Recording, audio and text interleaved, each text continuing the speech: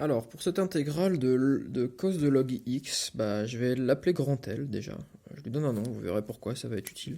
Je vais lui donner un nom grand L, et comme tout à l'heure, je vais dire que cos log x c'est 1 fois cos log x, et je vais prendre le 1, je vais dire que c'est un u', et ça je vais dire que c'est un v. Chez n'importe quelle fonction, je sais la dérivée. C'est intégré que des fois j'ai du mal à faire.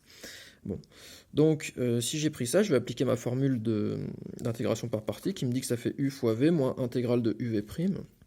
Donc u, intégrale de 1 c'est x, donc x fois v, moins intégrale de u, donc x fois v'.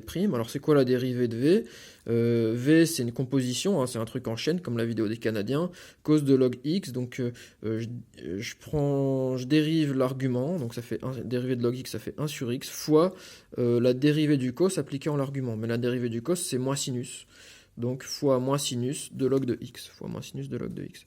Et je remarque que quand une fois que j'ai calculé ça, x fois 1 sur x ça simplifie, ça fait 1, et moins ça fait plus. Donc j'obtiens plus intégrale de sin log de x, et ça que j'ai recopié ici.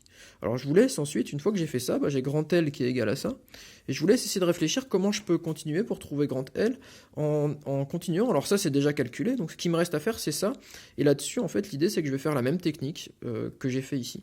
Donc je vous laisse essayer de le faire par vous-même pour voir si vous y arrivez, et si à la fin vous arrivez du coup à trouver grand L.